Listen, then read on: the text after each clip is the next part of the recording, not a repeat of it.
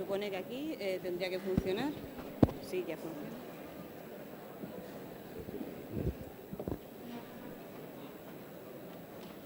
¿Sí? Sí, ahora sí. Muy bien, buenas tardes. Señora directora del Centro de Iniciativas Culturales de la Universidad de Sevilla, CICUS, compañeras, compañeros, estudiantes, señoras y señores. Debo comenzar reconociendo que resulta un tanto difícil resumir en unos pocos minutos, poquísimos, la intensa vida investigadora, académica y personal de quien en estos momentos nos reúne. Me van a permitir, por tanto, que sea selectiva en la presentación del perfil humano y profesional del doctor Escotado. Don Antonio Escotado Espinosa está licenciado en Derecho, es doctor en Derecho. Desde sus inicios investigadores, sus trabajos no han dejado indiferente a nadie. De hecho, su tesis sobre Hegel fue controvertida, tanto que peligró su lectura y su defensa, aunque cuando se editó en 1972, con el título La conciencia infeliz, ensayo sobre la filosofía hegeliana de la religión, consiguió con ella el premio Nueva Crítica. Es profesor de Filosofía y Metodología de la Ciencia en la Universidad Nacional de Educación a Distancia, UNED. Es un pensador y ensayista reconocidísimo y esta aseveración la hago de forma absolutamente justificada. Entre otras razones, debo decirles que su nombre se encuentra entre los 70 pensadores del siglo XX, que con su trabajo El espíritu de la comedia recibe en 1992 el premio Anagrama de ensayo, que en 1999 recibe el premio Espasa Hoy de ensayo por su libro Caos y orden. De su prolífica obra, además de los títulos mencionados, puedo añadir a modo de ejemplo estos otros: De Physis a Polis, la evolución del pensamiento griego desde Tales a Sócrates, editado por Anagrama en el 75, Majestades, crímenes y víctimas, de 1987, con el que plantea los límites entre la moral y el derecho, Rameras y esposas, 4 mitos sobre el sexo y el deber, editado en 2003, y donde reflexiona y promueve la crítica sobre el catálogo de responsabilidades que suelen estar aparejadas al género. Los enemigos del comercio, editado en Espasa en 2007, es uno de sus últimos libros, 2008. También es un reconocido traductor. Solo una persona muy cualificada puede traducir a Newton, a Hobbes o a Jefferson. De él se ha dicho que es la persona más experta sobre la historia de las drogas que existe en el mundo, y también esta es una afirmación con argumento. Su trabajo titulado Historia General de las Drogas, cuya primera edición es de 1989, recoge en casi 1.550 páginas una rigurosa investigación sobre ella. Dicho trabajo ha sido reeditado más de 20 veces y ha sido traducido a diferentes idiomas, como el inglés, el francés, el italiano, el portugués, el búlgaro o el checo. Puedo decirles también que no es fácil encontrarse con hombres públicos que hablen de su vida privada, que parece que es un estilo que marca más a las mujeres. Sin embargo, el doctor Escotado lo hace hablando de sus 7 hijos, de su deseo en aquel momento de la entrevista de ser abuelo, ahora ya sé que es abuelo de 4 nietos, o de su separación matrimonial, y lo hace con total naturalidad y poniendo un toque de sensibilidad y de sentido común. Por esto, quizás me parece que es una persona que posee un estupendo y sanísimo sentido del humor, esperable en alguien que ha vivido tanto, que ha estudiado tanto, que ha pensado tanto y que ha sabido también contar lo que ha vivido y lo que ha sentido. Es capaz de reírse de sí mismo cuando reconoce que existe una pregunta que nunca le han hecho, a pesar de ser un hombre muy requerido por los medios de comunicación. Nadie le ha preguntado por su salud, reconocía hace tiempo, después de que ha experimentado en su intensa trayectoria vital muchas cosas. Y añade, y son palabras textuales: hombre, yo debía haberme muerto hace bastante tiempo. Nunca me imaginé que llegase a tan viejo y a tener tanta ilusión por continuar conociendo, preguntándome cosas y seguir queriendo. Me tomo la licencia de utilizar el siguiente símil. Igual que los 10 mandamientos de la Iglesia Católica se cierran en 2, supongo que algunos de ustedes lo recuerdan, La buena vida para nuestro invitado se cierra en 3. Una dieta razonable, un arrepentimiento ante los excesos y mucho ejercicio físico. Él se define como psiconauta, como alguien que nada en el psiquismo, también como un curioso intelectual, como una persona que ha llevado una vida bohemia y libre. Él, como Neruda, confiesa que ha vivido. Se declara optimista y considera que la ignorancia es el mal del siglo, que además tiene una consecuencia perversa, el dogmatismo. Me parece un hombre coherente porque ha llevado sus ideas tanto a la esfera pública como a la vida cotidiana y, desde luego, retador, en el mejor sentido de la palabra. De hecho, cuando en alguna entrevista le han preguntado sobre cuál es el principal mal de nuestra sociedad, ha respondido que la falta de esperanza, la falta de entusiasmo y la falta de un sano desacuerdo con lo que hay.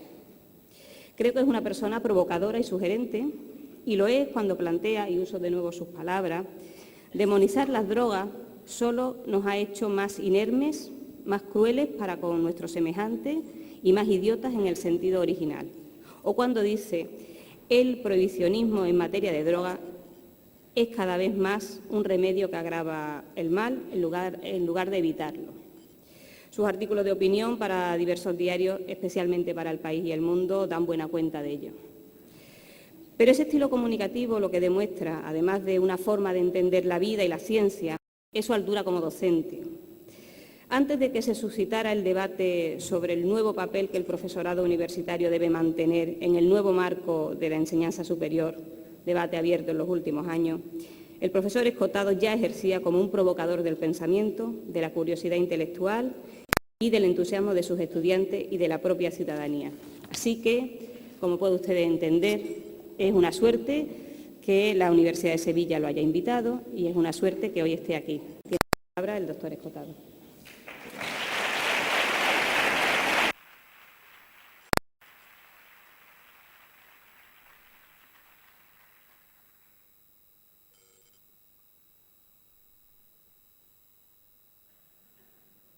O cambiamos.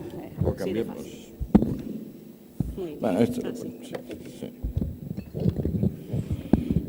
Vamos a ver. Muchas gracias por esta introducción. Y bueno, veo que son ustedes muy numerosos y que son fundamentalmente jóvenes. Esto me compromete más. Quizá esté acoplando el micrófono. No sé. ¿Me oyen ustedes bien? Sí, perfectamente. Bueno. La conferencia acopla, pero bueno. La conferencia tiene por título, que se le ha ocurrido ingeniosamente a los organizadores, llamarla Los enemigos de la realidad. A finales del año pasado publiqué el primer volumen de la obra que considero la obra de mi vida, porque es la única que, digamos, llevo trabajando 10 años en ella y a lo mejor me tomará todavía un par de ellos terminarla. Este libro se llama Los enemigos del comercio, de modo que la concatenación entre los enemigos del comercio y los enemigos de la realidad parece que es que les estoy a ustedes proponiendo que el comercio es la realidad. Esto sería bastante sencillo, quizás un poquito demasiado sencillo, dado que efectivamente estamos en una sociedad básicamente comercial. Mi libro, el de los enemigos del comercio, es una investigación histórica y voy a intentar resumírsela en esta, pues no sé, pues yo voy a intentar no hablar más de 40 minutos. ¿Hay coloquio luego? Sí. Muy bien, pues con mucha más razón. Intentaré no hablar más de 40 minutos e intentaré pasar rápidamente sobre 2.500 años de historia occidental, porque me parece que con la llegada de Internet, que nos ha permitido manejar enormes paquetes de información a velocidades lumínicas, lo primero que hemos conseguido, a mí por ejemplo, Internet me ha permitido consultar fuentes que en otro caso me hubiera vuelto loco, yendo a una biblioteca de un país y a otra biblioteca de otro. A mí personalmente Internet me da una fantástica información desde que hace 5 o 6 años lo utilizo, pero me da la sensación de que el efecto general que ha producido sobre el mundo esta mega revolución en el conocimiento ha sido más bien aturdirnos, dejarnos un poco estupefactos ante la cantidad, el volumen de lo que disponemos. No tengo dudas, por lo demás soy profesor hace 30 años, no tengo dudas sobre qué saben ustedes, porque cada año les examino. Yo he llegado a tener hasta 3.000 alumnos, porque estoy en una asignatura de primero de Políticas y Sociología. De modo que, aunque a ninguno de ustedes en particular les conozco ese fantasma de haberles estado examinando sin pausa. Este examinarles me hace ver cada vez con más claridad que estamos sumidos en una importante amnesia, que nos acordamos poco y que aquello que recordamos normalmente lo recordamos sesgado. De modo que cuando me puse a escribir Los enemigos del comercio, fundamentalmente intentaba entenderme a mí mismo, autoaclararme, porque yo he sido más rojo que la muleta de un torero, o mejor dicho, rojo-negro, puesto que mi rojería tenía un poderoso componente anarquista. Ahora digo, pero ¿cómo es posible que yo haya sostenido cosas tan elementales, con tanta vehemencia, durante tanto tiempo? Bueno, ¿qué es lo que me faltaba entender de la historia de mi especie para poderme entender a mí mismo? Bueno, no me había dado cuenta de que llevamos unos 2.500 años litigando con dos modelos básicos de sociedades. Una, podríamos llamarla clerical militar o sublime, y otra la podemos llamar comercial, industrial o prosaica. El ejemplo más antiguo al cual podemos remitirnos para hacernos una idea es el de Esparta y Roma. Me imagino que bastantes de ustedes habrán visto la excelente película 300, donde se cuenta la historia de Leónidas en la batalla, en el combate que libra con la Segunda Guerra Médica, no, la primera,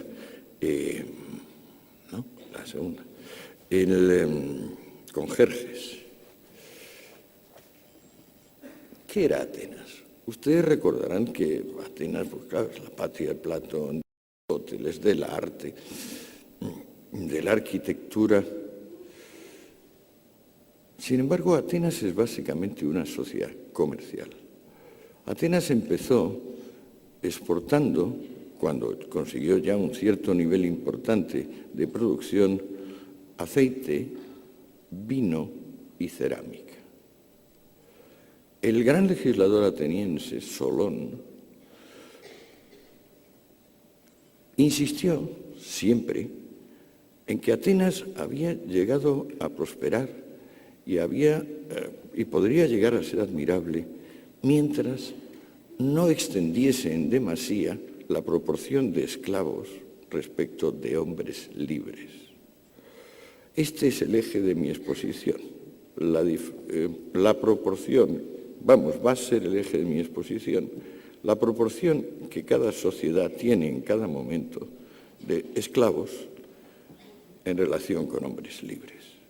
Cuando Atenas despegó con Solón, a principios del siglo VII a.C., había pocos esclavos y hasta tal punto había prosperado materialmente que el número de personas pertenecientes a la clase media permitía ir a elecciones y ganarlas. Es decir, que la suma de la gente que se sentía pobre o despojada y la suma de la gente que eran los patricios, los gobernantes, era siempre inferior al sector de la sociedad que estaba dispuesto, como tal clase media, a intentar prosperar o sea que abonaba la movilidad social. Como gran rival tenía a su vecino Esparta, que era una sociedad típicamente clerical militar, sublime, que vivía y vivió 4 siglos de explotar al pueblo mesenio,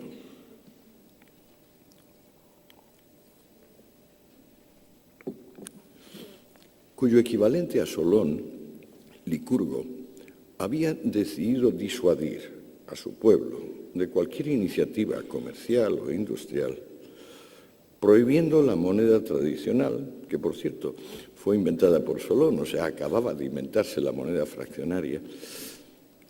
Impuso una moneda de hierro, impuso que todos los hombres comiesen en sus cuarteles la misma comida y en general prohibió que su país se desarrollase en términos de competitividad, capacidad laboral, ingenio. Esparta desde entonces iba a ser la canonización del heroísmo, de la guerra, el verdugo de las democracias. Por eso, tras una larga guerra que duró un poco menos de 50 años, la guerra del Peloponeso, acabaría imponiéndose a Atenas y liquidando a las ciudades que, como Atenas, formaban parte de la Liga Délfica o la Liga Democrática. En la antigüedad no tenemos ninguna democracia que no sea sociedad comercial. Por aquello que les dije antes, porque solo una sociedad comercial tiene una clase media de tamaño suficiente como para admitir periódicas elecciones.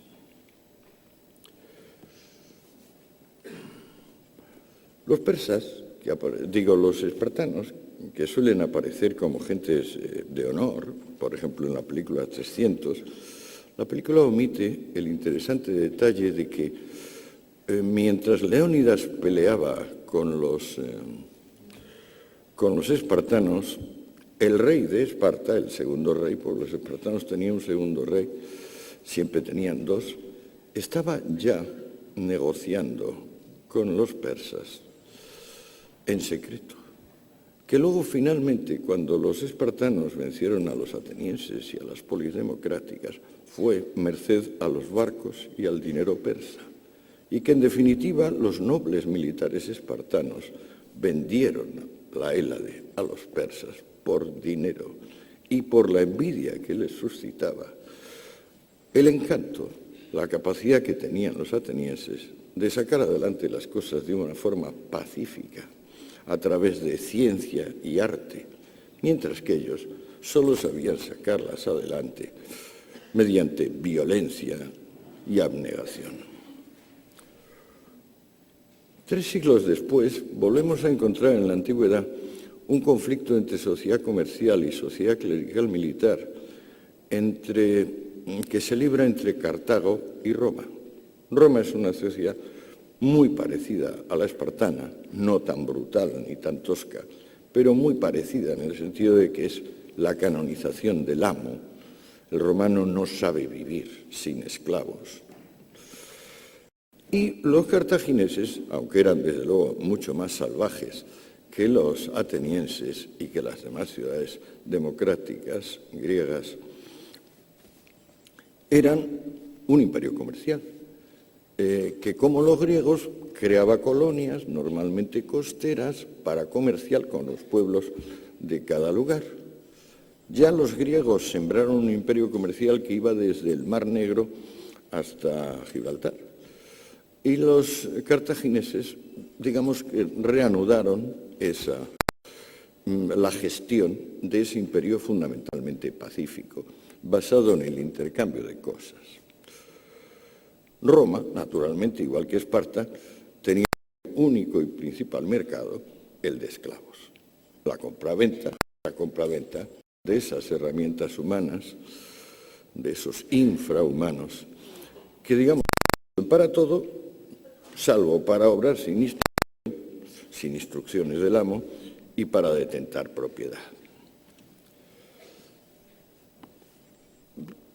Ustedes también habrán visto muchas películas sobre Roma, ¿no? Y a lo mejor les da la sensación de que Roma fue, en la época imperial, a partir de Julio César y su sobrino Augusto, que es el momento más alto, una sociedad realmente próspera, vagamente parecida, por ejemplo, a la España de hace 50 años. Ustedes se equivocan si piensan semejante cosa. Vamos a ver. No tenemos en toda la historia de la literatura latina un solo dato que nos indique cuál era el salario de ninguna profesión civil durante los aproximadamente 7 siglos, que duran desde el ascenso de Roma hasta la desintegración del imperio. El trabajo en Roma lo verifican esclavos. Y sobre el precio del esclavo, ustedes podrían preguntarse, ¿cuánto vale un esclavo? Pues no vale poco. Apoyándonos básicamente en el Corpus Juris Civilis de Justiniano, que es un texto del siglo V-VI, de la era ya cristiana, sabemos 2 o 3 cosas bien concretas y bien útiles sobre los esclavos masculinos y femeninos de la antigüedad.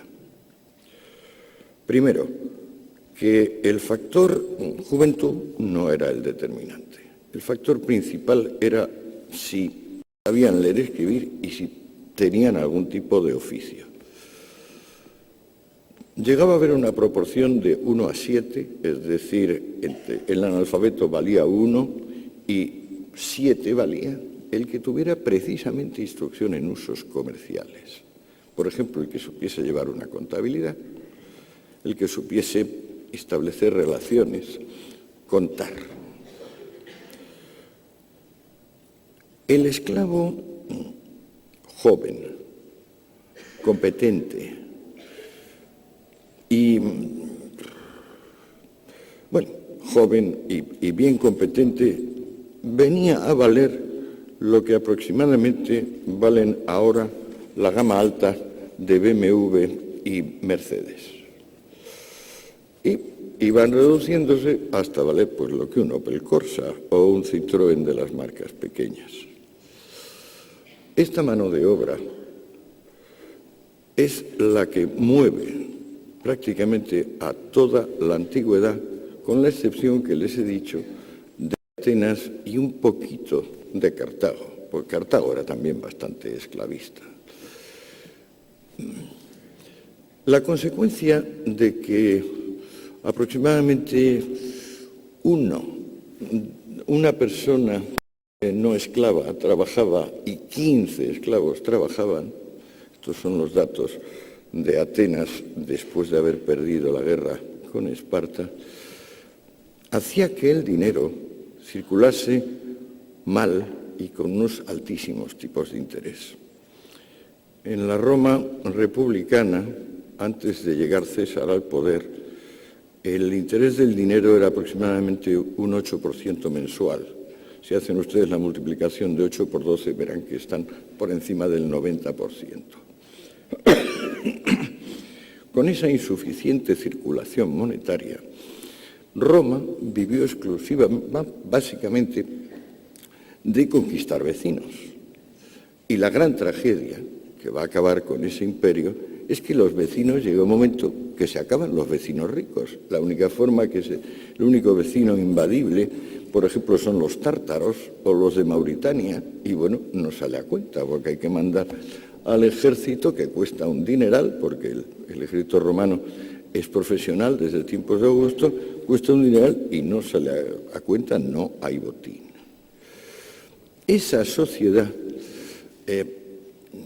que, digamos, en tiempos de Marco Aurelio, hacia el 130 o así, ya tiene emperadores de una enorme dignidad personal, tecnócratas eminentes, justamente porque no puede ir peor, porque ya ha saqueado todo lo que tenía fuera y dentro y no sabe vivir del trabajo, no sabe inventar cosas útiles, cosas que los otros voluntariamente compren.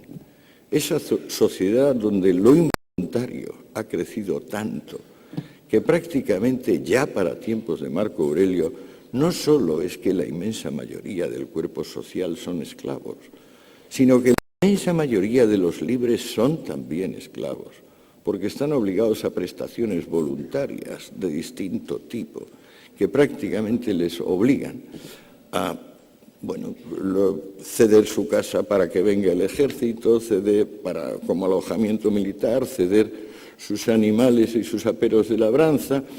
En tiempos de Marco Aurelio, para que se hagan ustedes una idea, tanto le admira el pueblo romano al particular Marco Aurelio, que algunos patricios, sabiendo que el emperador está en una de sus visitas, porque en realidad no son visitas, el pobre hombre ya tenía una gran presión de los bárbaros, eran movimientos para ir, digamos, comprobando que las provincias no se desintegrasen. Algunos de esos aristócratas romanos se suicidan admirando a Marco Aurelio, simplemente porque saben que la visita del emperador les va a llevar a una situación de absoluta ruina.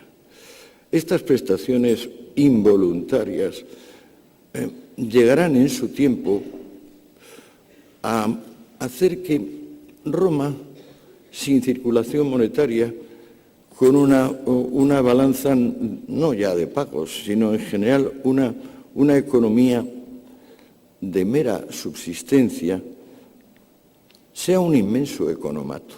Estoy seguro también de que ustedes no lo habían pensado. Se piensa que el economato pues, es lo que hubo después de la Guerra Civil en España y que eso creó el extraperlo, que Cuba es un economato en el sentido de que la gente pues, recibe cosas gratuitas. Bueno, el invento del economato es un invento romano. En tiempos de Julio César, aproximadamente 500.000 de romanos recibían unas percepciones pues, que eran trigo, aceite. Cuando venía una buena casualidad, también se les regalaban hasta cremas para baños públicos, porque así de extravagantes eran los romanos. Pero el mundo romano, que las películas nos transmiten como fastuoso, mirado un poco de cerca, a lo que más se parece es a la picaresca española del XVI. Es decir, las personas aparentan, los ricos son pobres vergonzantes, los pobres son pobres miserables, y en realidad la diferencia entre hombre libre y esclavo va desapareciendo debido a la ruina económica. ¿Qué surge entonces? Pues surge en la periferia del imperio lo que en mi libro, a falta de mejor término, he llamado pobrismo, que también se puede llamar comunismo, pero que llamo pobrismo porque se origina en una secta judía particular. No sé si también tengo que recordarles a ustedes que el pueblo judío es un pueblo familiar. A diferencia de otros pueblos que tienen una estructura política, el pueblo judío es básicamente una estructura familiar. Cuando surgen los primeros comunistas en el pueblo de Israel, la secta esenia, el resto del pueblo está dividido en otras dos escuelas de vida, que son los fariseos profesionales y los saduceos, que son sacerdotes o gentes vinculadas con el orden sacerdotal. Anexionados a los fariseos están los levitas, que podemos traducir por terratenientes. Cuando aparece la secta esenia, viene con una interpretación concreta del séptimo mandamiento que dice que hurtar es comercial. O sea que el que practica el comercio roba a sus semejantes. Una interpretación original y que tendrá un enorme éxito cuando los esenios se conviertan en secta ebionita, porque entonces renuncian a a lo que aislaba al esenio, que es una obsesiva necesidad de pureza. Los esenios vivían ahí por Qumran, en valles desérticos, escapando como podían del contacto con cualquier otro, y tanto temor tenían a infectarse con la impureza, con la falta de virtud de los demás, que si, por ejemplo, un esenio de rango superior se le acercaba a menos de 1,5 metros, un esenio que no era tan puro, el primero debería empezar a descontaminarse con abluciones sin parar. Eso les obligaba a construir enormes aljibes en los lugares donde vivían, porque como al ser desérticos son lugares donde llueve una vez al año o dos, pero construyendo enormes aljibes podían tener el agua necesaria. Los esenios van a perder esa fobia de contacto, esa obsesión por la pureza, y se van a convertir en secta ebionita. Ebionim significa hombre pobre, secta ebionita, secta de los hombres pobres, que va a ser impulsada por 2 primos hermanos muy elocuentes, Juan Bautista y Jesús de Nazaret. No necesito, de eso sí que saben ustedes, espero que la amnesia no haya cubierto tanto las hazañas de Juan y de Jesús, que predicaron no ya que el comercio era, sino que la propiedad privada era un robo y el comercio era. Ahí empieza, a mi juicio, el comunismo, porque se puede ver que los espartanos tenían algún tipo de comunismo militar. Incluso también había dicho que la casta gobernante no debería poseer bienes y debería tener, incluyendo las mujeres. Pero el verdadero comunismo, el que nosotros consideramos tal, el que reelabora Carlos Marx, ese es la enseñanza vertebra los evangelios. Allí se dice que hay oposición entre Dios y el dinero, que un rico no podrá entrar en el cielo, igual que no puede pasar un camello por el ojo de una aguja. Y, yo resumo el programa pobrista en mi libro en 15 páginas de frases del Evangelio. No puedo entrar en eso porque ya se nos echa el tiempo encima. Vamos a ver dónde estamos. Sí. Si coordinamos la aparición del mensaje comunista con la desintegración material del Imperio Romano, tendremos una inyección de entusiasmo y de energía de tipo exclusivamente espiritual. Como con los cristianos viene el amor al más allá y el desprecio al más acá, la preocupación que sentía el ciudadano romano ante la desintegración material de su mundo se interrumpe, porque lo que se quiere es el otro mundo. Y así nos vamos a pasar por lo menos 1000 años esperando el juicio final. El juicio final es el acto básico donde, como dice el Evangelio repetidamente, Dios convocará a los ricos y a los pobres, castigará a los ricos y así los pobres quedarán enormemente satisfechos viendo cómo aquellos que habían disfrutado de las bondades de este mundo resultan castigados, y no ya castigados con la muerte, castigados al tormento eterno. Por entonces, el imperio tiene unas pequeñas dudas acerca de si va o no a cristianizarse, que se despejan pronto, debido a la propia crisis económica galopante.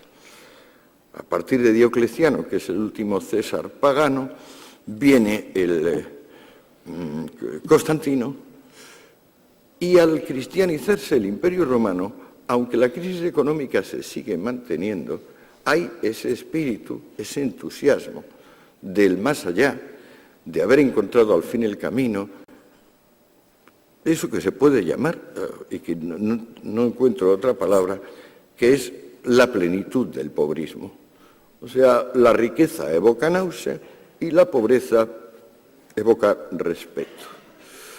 Por entonces, claro, la única cosa que quedaba por saquear a los romanos eran los templos paganos. Y al cristianizarse el imperio, pues los 40 o 45.000 templos paganos que subsistían fueron expropiados y como tenían diversas cosas, entonces lo que hacían los césares era coger y lo que fuera de bronce fundirlo, lo que fuera de plata lo mismo, y si bueno, si había cosas de oro, mejor que mejor.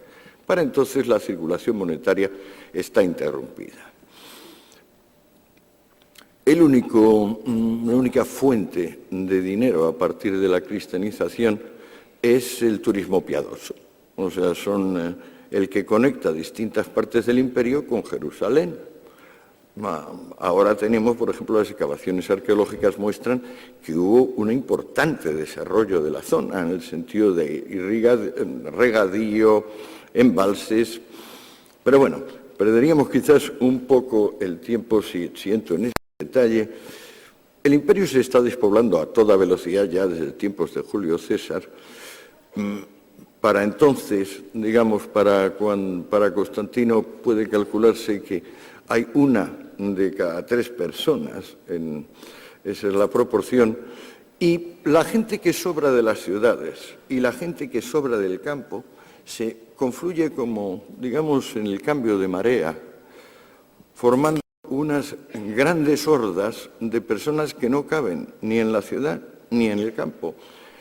Origen de nuestra palabra vago, porque esas grandes hordas que llegaron a ocupar regiones enteras se llaman vagaudas y eran prácticamente el destino inevitable, vamos a decir, de la mitad de la población.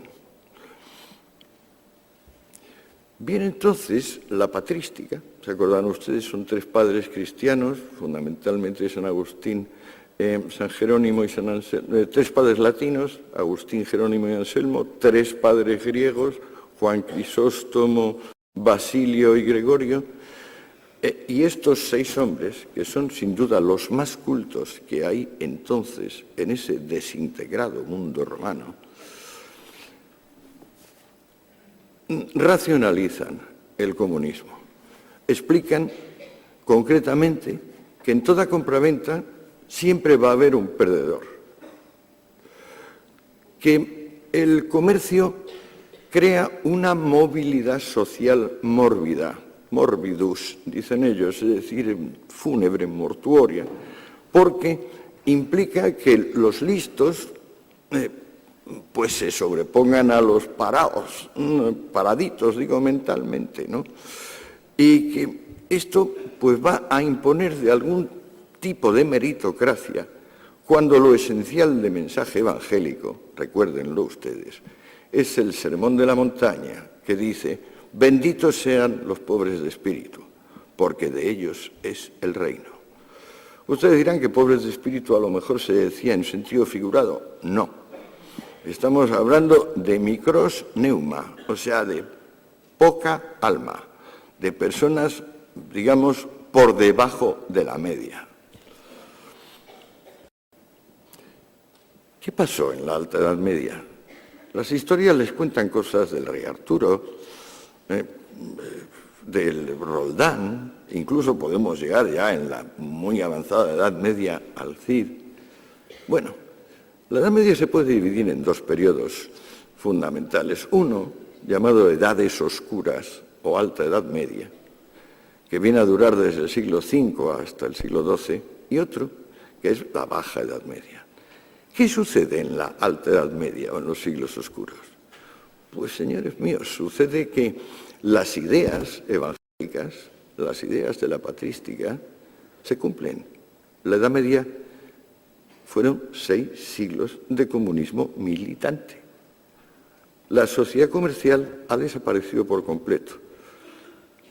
En el año 2003, un profesor de Harvard, McCormick, un medievalista, digitalizó, es decir, escaneó todos los documentos medievales del siglo VI al siglo XIII, los pasó por un programa adecuado y le preguntó cosas tan sencillas como: ¿cuántas veces aparece la palabra negotiator? Negotiator, negociante, hombre de negocios. y descubrió para su estupor que en 5 siglos había aparecido 119 veces. La palabra, por ejemplo, esclavo, aparecía 700 millones de veces. La palabra señor aparecía 600 millones de veces. ¿Cómo es posible que se desvaneciese léxicamente algo? Pues porque se había desvanecido su fundamento. En los siglos oscuros, el fenómeno ligado a la efectiva desaparición del comercio es que se embosca el territorio, se pierde la relación y cada una de las zonas donde queda población está obligada a la autosuficiencia. Lo que pasa es que esa autosuficiencia, desde el punto de vista de la patrística y desde el punto de vista del Evangelio, esa autosuficiencia es lo justo y lo bueno. Y se manifiesta en autosuficiencia religiosa, y eso son las abadías y conventos, es decir, son las reuniones de monjas y de monjes que se aíslan del mundo en la espera del más allá, y las comunidades laicas que se llaman cortes, que también se concentran en unos pequeños lugares e intentan, pues eso, ser autosuficientes.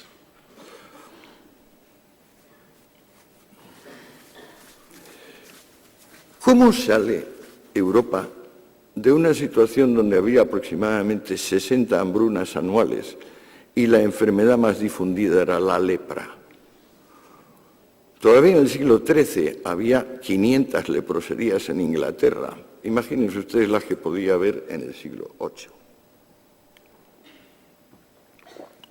¿Cómo sale Europa realmente de esa miseria?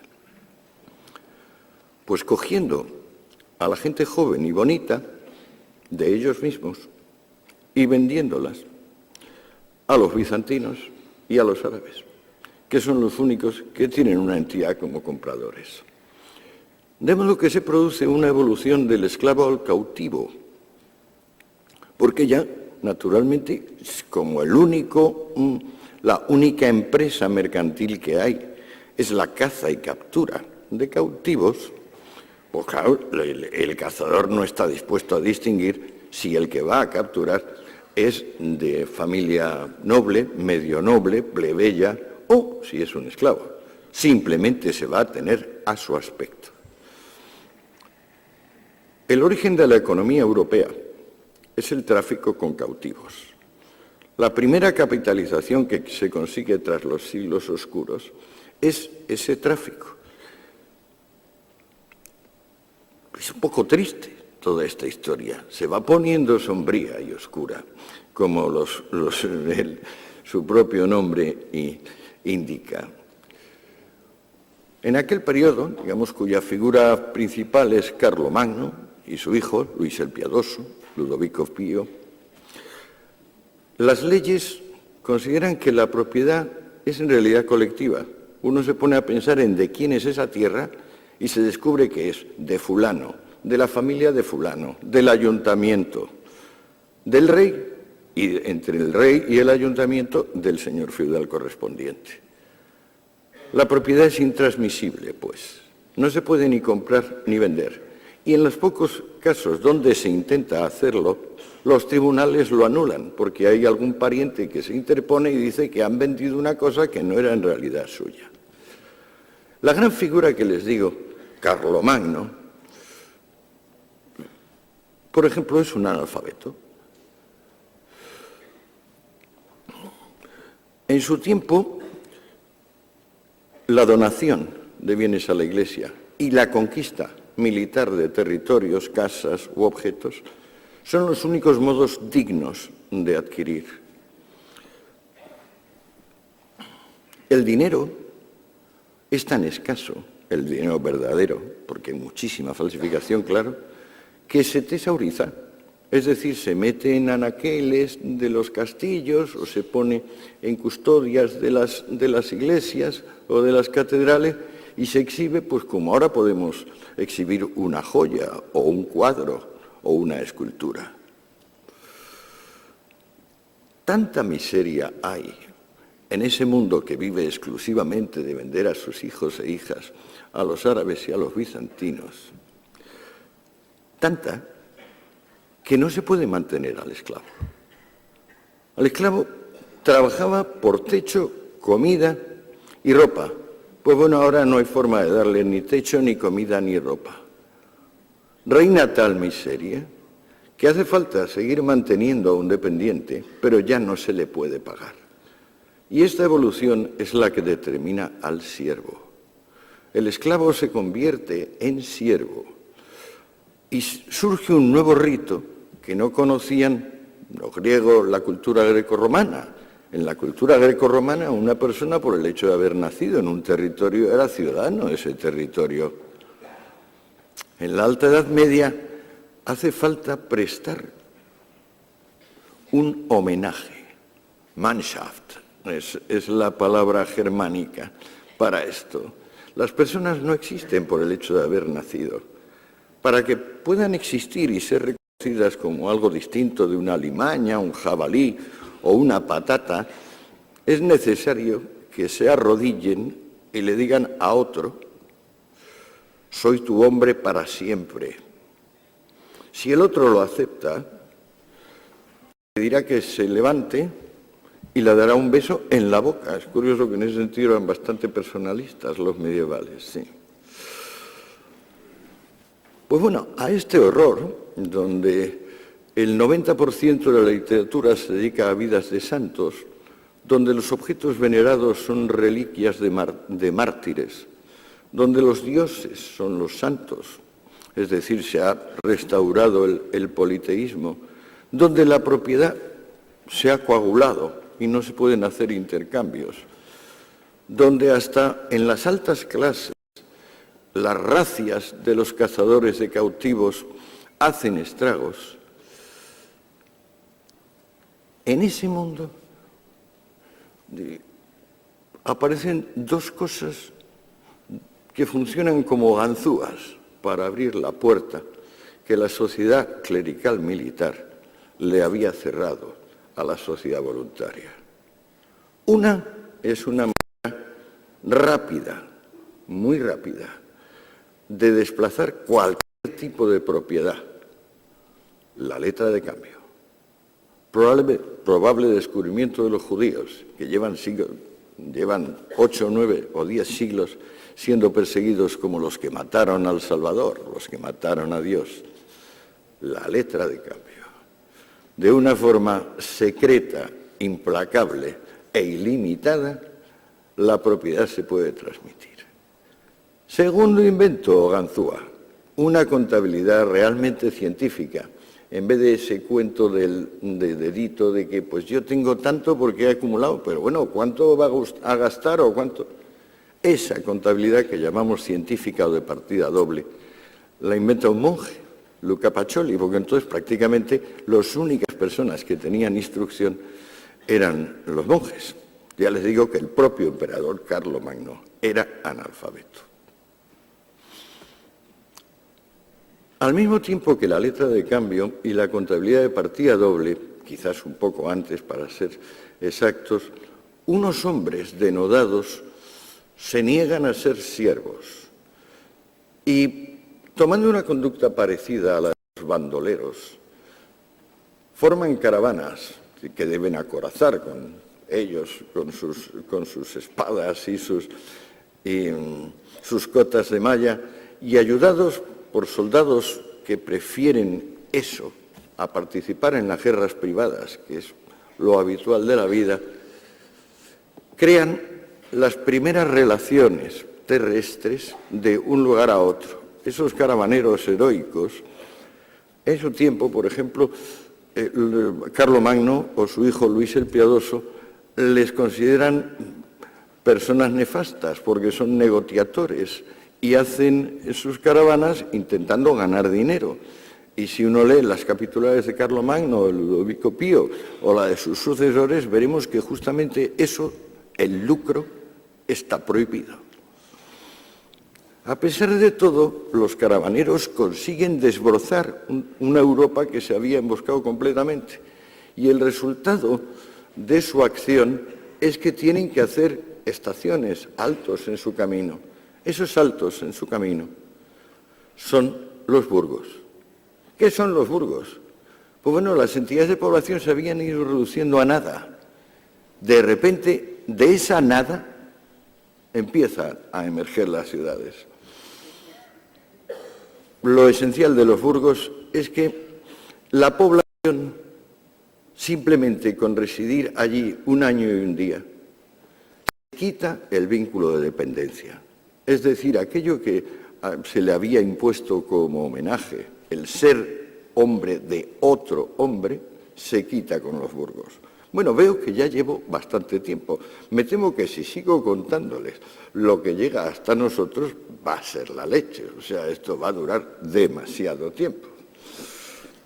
Vamos a ver cómo demonios de esa situación, donde estamos en que los caravanas acorazadas han conseguido desbrozar un poco una Europa emboscada, y empiezan a surgir los primeros burgos o ciudades libres o ciudades comerciales, ¿cómo llegamos, digamos, un poquito, cómo salimos de eso? Bueno, da la casualidad de que con los burgos y los caravaneros se restaura en la circulación monetaria. Al restaurarse la circulación monetaria acontece una cosa que llevaba sin acontecer 1000 años, que es que cuando alguien trabaja se le puede pagar el dinero. Cuando empieza a haber posibilidad de cobrar el dinero, hay tal brote de entusiasmo que un letargo que dominaba a las ciencias y a las técnicas desde tiempos de los atenienses, auténtico sopor mortal, se convierte en actividad. Y entonces, empezando por el molino, que es un descubrimiento de esa época, prácticamente todo el campo del obrar humano se multiplica y galvaniza. Con la circulación monetaria se restaura el ideal de sociedades autogobernadas en vez de sociedades jerárquicas en el estilo clerical militar. El momento fundamental de cambio coincide con lo que ustedes llaman, la reforma y la contrarreforma. Recordamos de la reforma y la contrarreforma que estaban opuestas, es decir, la contra es contra los luteranos, y sin embargo, en un punto están totalmente de acuerdo los reformistas y los contrarreformistas, que son los jesuitas, en que el cristianismo tiene que dejar de ser pobrista. Y lo primero que leemos, si leemos, por ejemplo, a los jesuitas o a la Escuela de Salamanca, por hablar de los católicos, o si leemos a Calvino o a Lutero, lo primero que vemos es que se le dice al fiel: estás obligado a ser un profesional competente, estás obligado a ganarte la vida bien, estás obligado a ser rico, estás obligado a prosperar. El cristianismo, pues, ha renunciado a ser comunista. ¿Pero le ha tomado cuánto? Pues si Lutero y Calvino son del 16-17 y el imperio se ha cristianizado en el siglo IV, pues hagan ustedes una idea, tendrán bastante más de 1000 años. La evolución de un cristianismo ya no pobrista va hacia las democracias. Pero fíjense ustedes que cuando se consigue la democracia, hay dos modelos de democracia completamente distintos. La democracia que podemos decir prosaica, que es la que se impone en los Estados Unidos, y la que antes se ha impuesto en Inglaterra, corresponde con la democracia que yo me gustaría llamar patético-enfática o sublime, que es la que va desde Rousseau en adelante. O sea, la Revolución Francesa, y más concretamente el periodo del terror de la Revolución Francesa.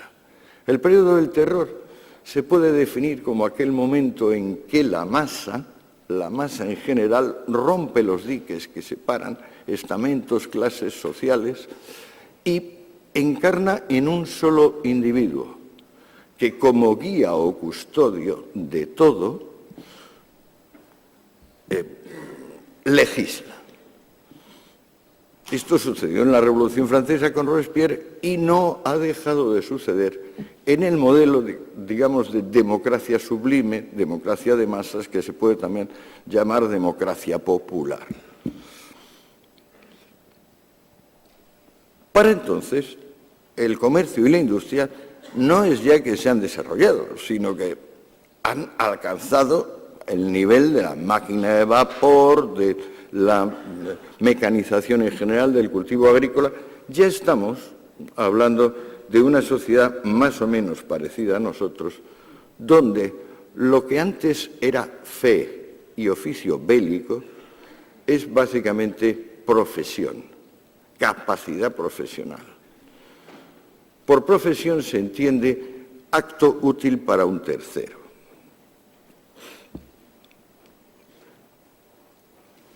Y ahora les puedo dar una sugestión verdaderamente estimulante. En 5 minutos termino. ¿Por qué ha vencido sin convencer el capitalismo? Naturalmente, capitalismo, hay que entender por capitalismo privado. Es decir, el suyo y el mío, y el de mi compañera en la mesa. Porque capitalismo, en el sentido de que el emperador o el pontífice máximo es propietario de todo, eso es tan antiguo como el hombre. O sea, el emperador de la China es el propietario de todos los bienes chinos, y el emperador de Roma es el propietario de todos los bienes romanos, y el emperador de Persia el propietario de todos los bienes persas. En realidad se puede decir que mientras la propiedad no se distribuye y se multiplica, no solo no hay capitalismo, sino que no hay industria en general. Pero ¿por qué el capitalismo ha acabado venciendo y, sin embargo, genera tantos resquemores, tantas vacilaciones, tantas dudas? No ya la postura de un Bakunin anarquista o la postura de un Marx, no. ¿Por qué a cada uno de ustedes, incluyéndome a mí, hay un punto donde reconocemos que el capitalismo nos ha hecho salir de la miseria y de la barbarie, pero a pesar de todo nos parece bárbaro y miserable?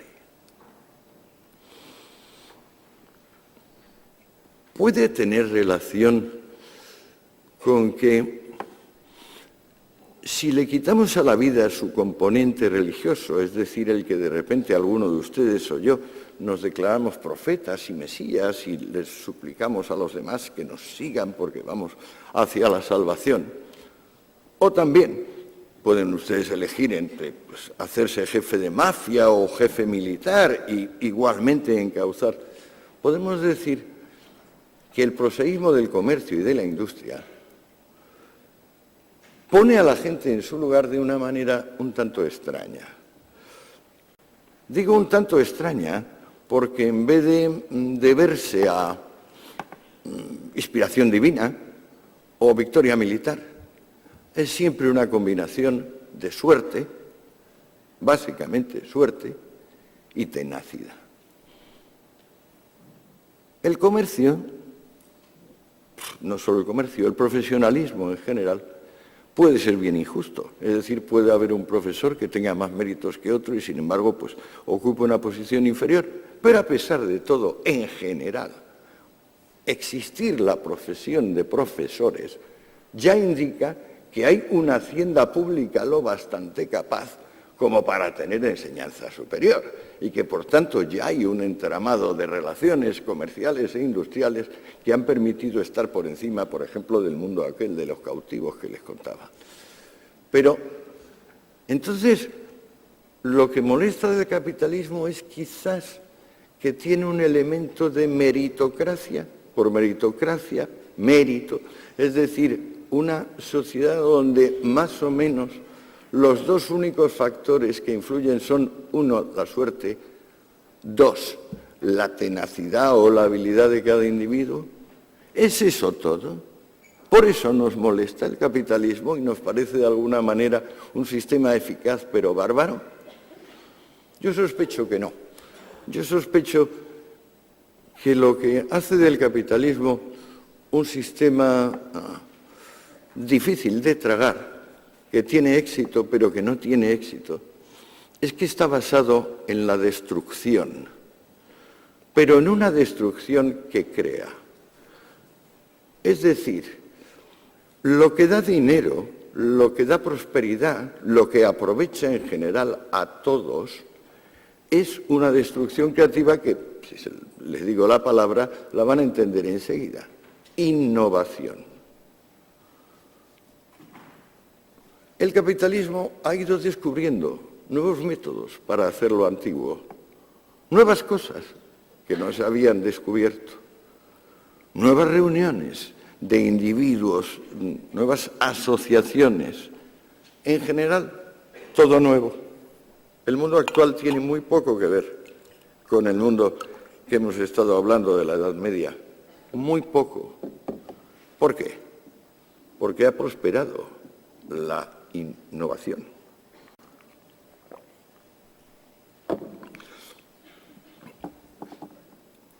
Ahora disponemos de estadísticas suficientes para promediar el aumento de la renta per cápita en los últimos 250 años.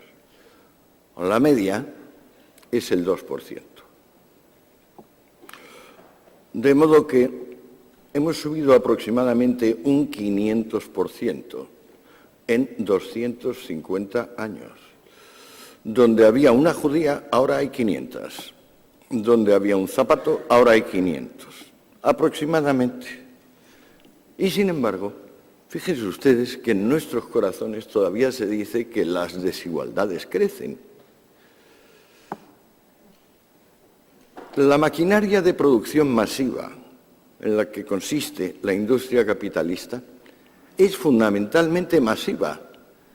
Y quien realmente se ha ido de la película son los pontífices, los señores feudales, los autócratas. En las altas esferas económicas actuales hay mucha más movilidad todavía que en las bajas. Salvo un par de dinastías industriales que se han conseguido conservar 100 años, no hay nadie que se mantenga en la cumbre. El sistema capitalista está basada en una destrucción creativa, una innovación que afecta principalmente a las personas y que beneficia fundamentalmente a las masas. No queremos ver esto. ¿Por qué no queremos ver esto? Yo me lo he preguntado a mí mismo, porque naturalmente es sondeando mi corazón donde he encontrado estas extrañas paradojas.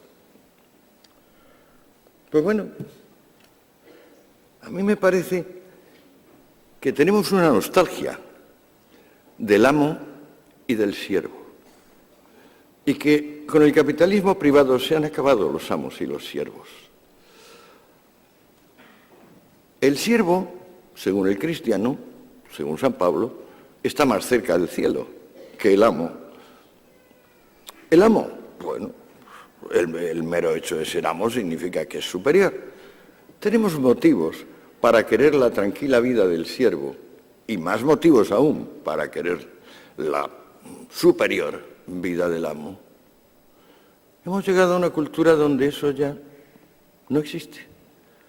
Fuerzas impersonales, que son las que guían la invención y canalizan las energías, han creado una sociedad donde continuamente se van inventando cosas que van dejando viejas, van lanzando en el baúl de los trastos inservibles las cosas que nos han parecido más básicas.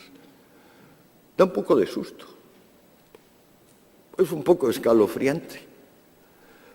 Pero si lo que queríamos era tener más de todo, empezando por los paquetes de información a velocidad hiperlumínica que da Internet, y terminando por el subsidio de paro, nunca, jamás ha habido nada ni remotamente parecido a la plenitud del presente, y concretamente a la plenitud del presente en la órbita occidental. El fenómeno de la globalización lo ha expandido todavía mucho más, porque claro, si antes las locomotoras habían sido Alemania o Japón, la locomotora de los últimos 20 años ha sido China e India. Y eso, claro, ha incrementado todavía mucho más la renta per cápita, porque cuando hablamos de economía deberíamos siempre, digamos, reconducir esas magnitudes a renta individual. Fíjense ustedes la recesión actual. ¿Cuántos piensan que la recesión actual tiene... ¿Saben ustedes lo que le digo? Si entramos en la recesión actual, me voy a tirar media hora. Sí, lo dejamos con lo que les he dicho hasta ahora. Les agradezco la paciencia, porque es que tengo demasiadas cosas, demasiados datos, y entonces me atranco yo mismo. Discúlpenme por lo denso de esto, y si en la medida de lo posible guarden como fruto de lo que he dicho esta extraña paradoja de triunfar sin convencer, que le toca a nuestro sistema político y social. Gracias.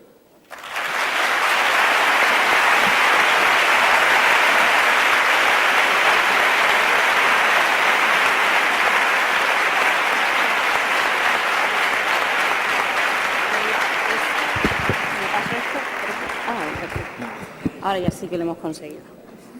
Bueno, pues se abre el debate. Preguntas que quieran hacer.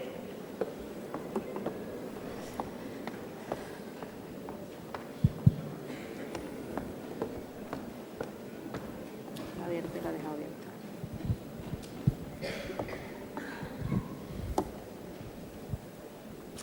abierta. Buenas tardes.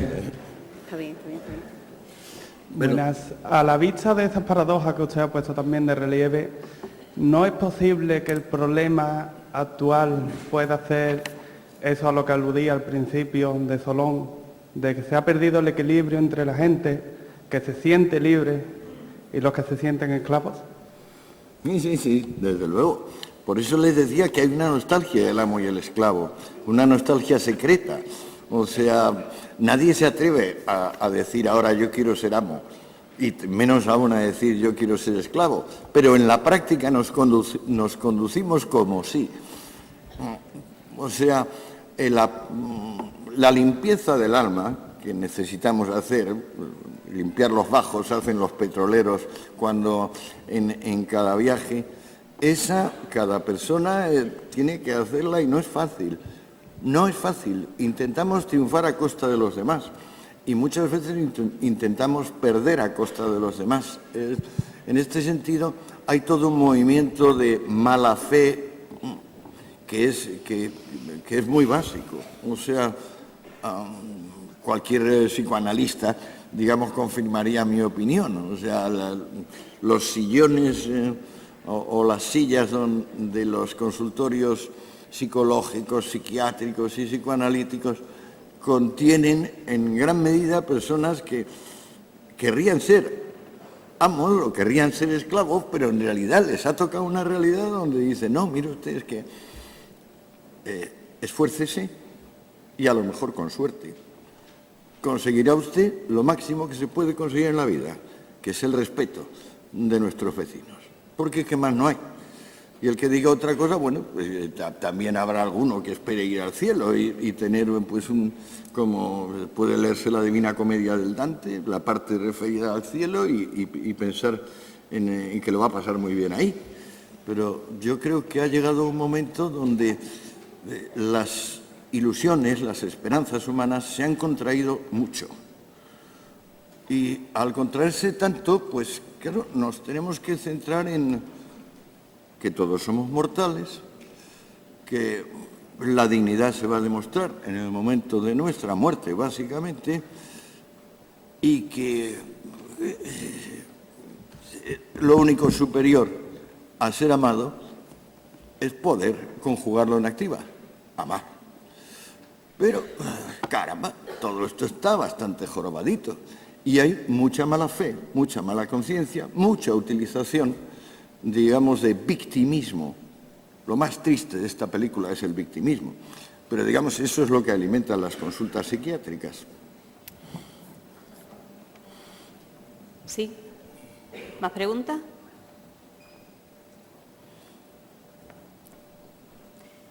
Aquí delante, por favor. Sí, pero espere un momentito que le van a traer un micrófono.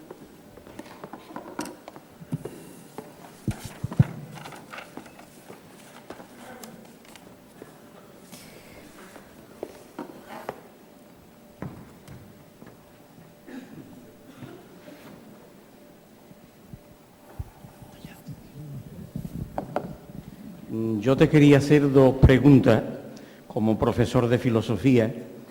La primera es que creo que el texto original que aparece en el Sermón de la Montaña es referente a los pobres, a los que nada tienen.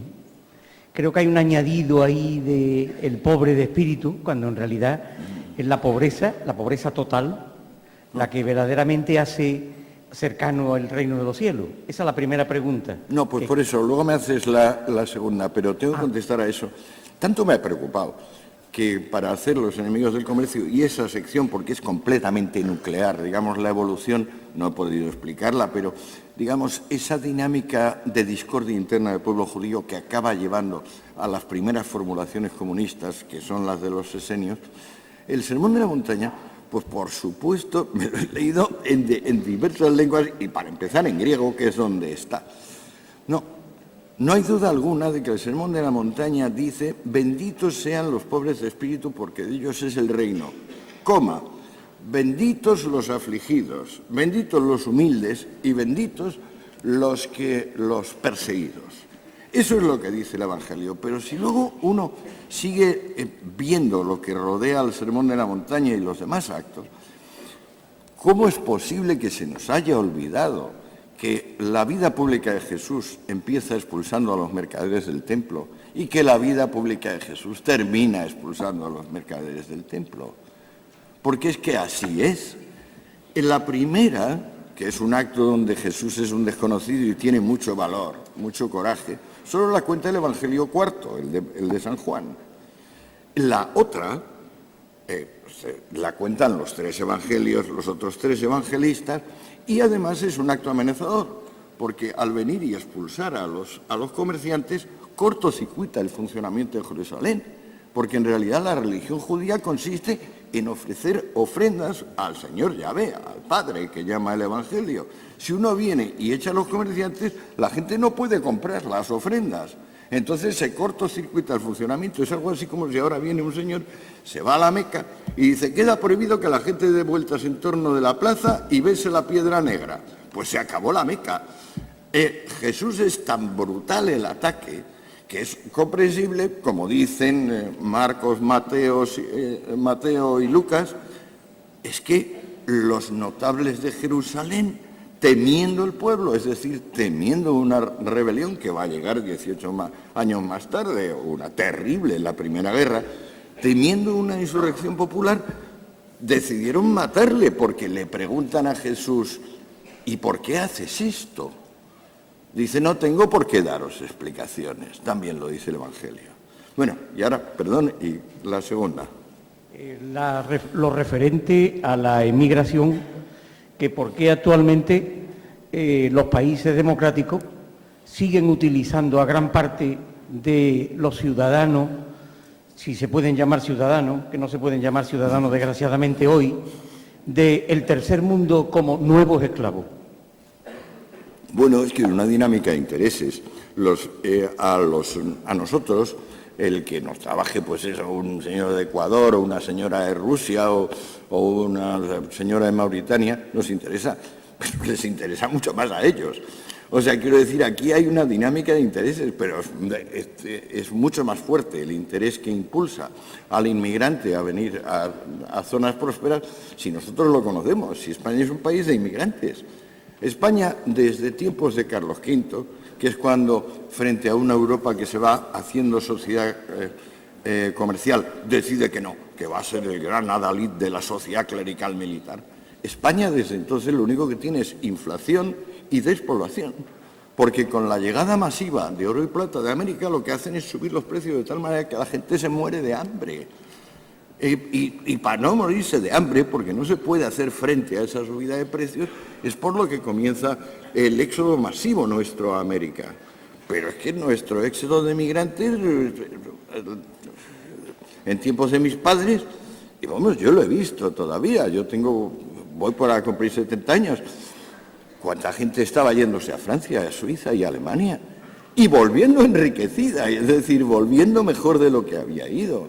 Si esto es la verdad, lo que está pasando con la inmigración, digamos, de tercer mundo ahora a Europa, o a Estados Unidos, Canadá, o Australia, Nueva Zelanda, que son más o menos los focos de, digamos, de sociedad comercial.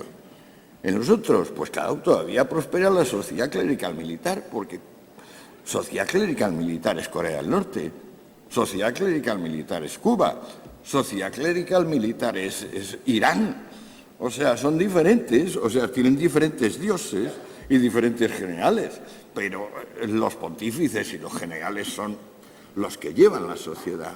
En cambio, nosotros hemos entrado en esa dinámica de innovación básicamente impersonal, anónima, imparable, que por un lado pasma por su eficacia y por otro, claro, estremece un poco. Yo comprendo que estremezca, o por lo menos a mí me estremece.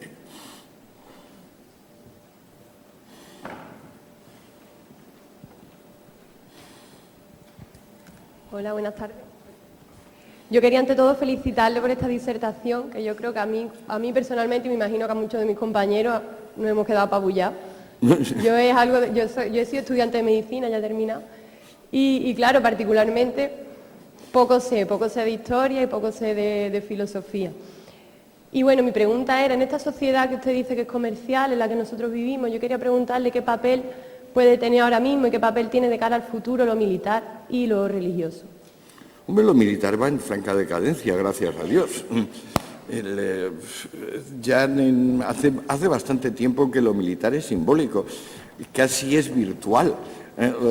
La diferencia entre juegos de ordenador, de comandos, no sé qué, que le gustan a mis nietos, y lo que realmente ha pasado en Irak, que ha sido una atrocidad, ha muerto mucha gente, ¿no? Pero se van como confundiendo cada vez más. O sea, es de esperar que en el futuro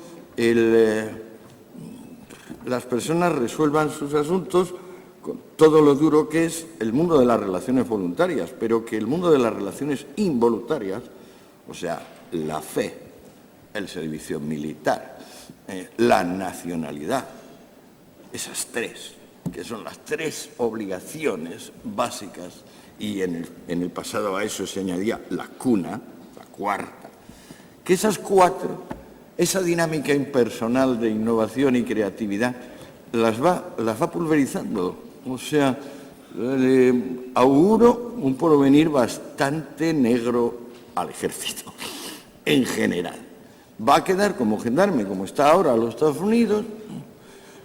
Yo no sé, quizá, por ejemplo, Europa se haga con alguna unidad de intervención rápida, basada en todo, pero es que sale tan caro y sirve de tan poco.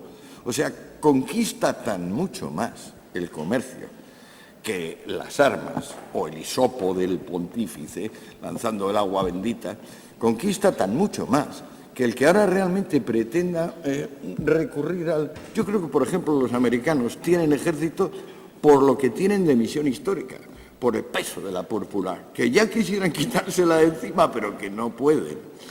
Yo creo que están hartos los americanos. Ya les fue duro tener que intervenir en la Primera Guerra Mundial para impedir los afanes del Kaiser. Más duro y más costoso en vidas les resultó intervenir en la Segunda Guerra Mundial. Y claro, evitar que Europa se convirtiese en un feudo de Hitler y toda Asia en un feudo del emperador de Japón. Luego han seguido, pero yo no creo que los americanos tengan vocación militar. No es una nación militar. Roma es una nación militar, por ejemplo, Esparta, incluso Rusia se podía decir, pero América no. América es la punta de lanza de la sociedad comercial y está creada precisamente porque los pilgrims, los peregrinos que fueron allá por primera vez, esa gente eran básicamente de mentalidad comercial. O sea, tenemos también, eso me alegro de que salga el tema, porque es otra de sus amnesias. Estoy seguro que ustedes lo ignoran. Entienden que puritano es una persona que es muy severa y quiere fastidiar a los demás y no les quiere dejar a los demás ser como son. O sea, puritano es un tío que es intolerante. Bueno, eso es simplemente de no haber leído. La obra cumbre del puritanismo es El paraíso perdido de Milton. Milton es el único hombre que en inglés escribe como escribía en griego Homero. O sea, un monstruo. El paraíso perdido es un poema interminable. Lo fundamental del paraíso perdido es una reinterpretación de la caída. Porque, claro, el cristianismo está viviendo de que qué mal aquello de que por Dios te comiste la manzana y entonces os echaron. Y desde entonces hay que luchar, hay que morir, ay, qué mal nos va, ¿no? Y pues una recuperación de ese paraíso perdido va a ser el cielo, que es un concepto que no está en la religión judaica, que viene con el cristianismo y que luego se aferra a él también el Islam, que no lo suelta. Pues Milton, el puritano, el supuesto intolerante, cuando uno lee El paraíso perdido, lo que dice el ángel Miguel a Adán, recién expulsado del paraíso, es: la serpiente tenía razón. Aquí comienza la verdadera vida. Eso quiere decir una reinterpretación total de la condena bíblica y de la idea de la vida tal y como se la planteaba el hombre en tiempos del amo y el siervo. Porque digamos que todo esto se podría resumir como la época del amo y el siervo y la otra. No tenemos suficientes elementos de juicio todavía para describir esa otra, a mi juicio. Solo sabemos que ya no es aquella. Sí. Hola, sí, se me escucha. Mi nombre es Pablo, estudio Historia y yo quería hacerle una reflexión acerca de lo que usted ha dicho de cómo el capitalismo, que nos ha dado este nivel de vida, sigue sin convencernos.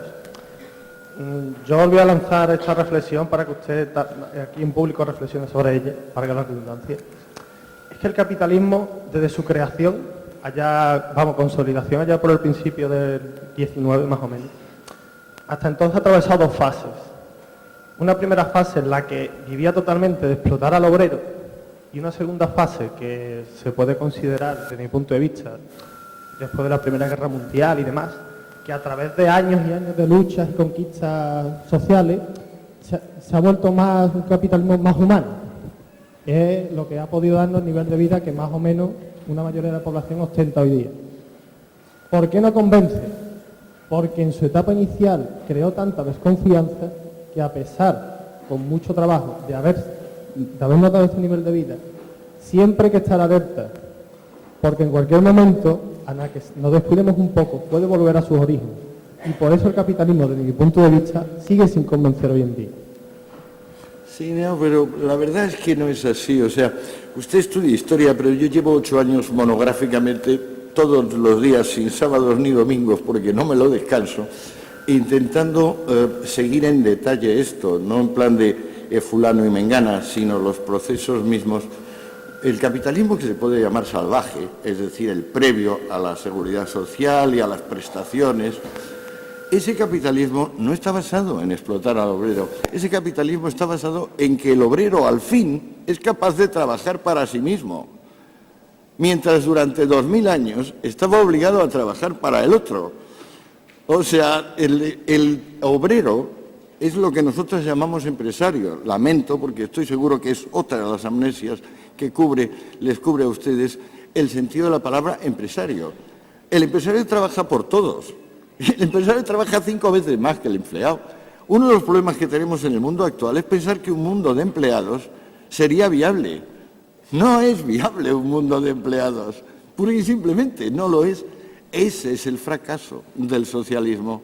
del socialismo marxista, que un mundo de empleados lo único que es una caída en libre de la renta per cápita.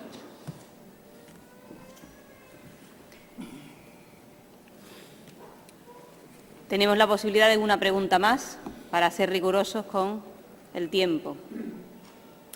Bueno, pues 2 preguntas que han surgido, las últimas 2 preguntas.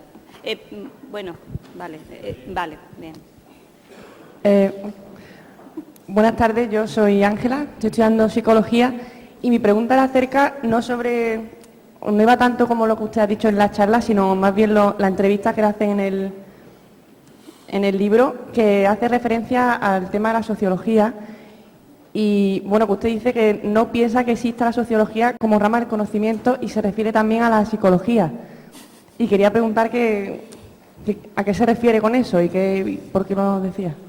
Bueno, es que las ciencias tienen una dimensión disciplinaria que viene relacionada con la división del trabajo y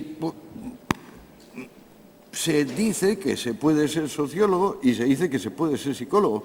A mi juicio, para ser sociólogo hay que ser psicólogo y para ser psicólogo hay que ser sociólogo. También hay que ser antropólogo y sobre todo hay que ser historiador. Y si no, pues uno anda de pamema en pamema, pero es el destino normal de los seres humanos. También es normal pretender, por ejemplo, uno tiene como profesión ser animador cultural. Otro tiene como profesión elaborar programas de telebasura infantil, que esos son los que más me preocupan, los infantiles.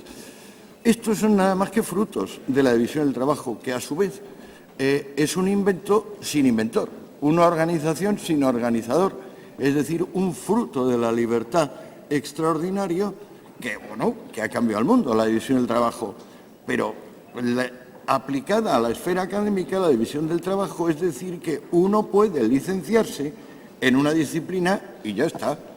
Pero bueno, eso es un camelo tan enorme como que, por ejemplo, el Sol gira en torno de la Tierra en vez de viceversa, a mi juicio. Pero también es cierto que exigir de los profesores ese amor incondicional por el conocimiento que hace que nunca terminen, nunca, de saber ni siquiera lo que piensan que más saben, eso que decía Sócrates, solo sé que no sé nada, pues bueno, pedírselo eso a la profesionalidad académica, a la cual por lo demás pertenezco, pues un poco pedirle peras al olmo. La última pregunta.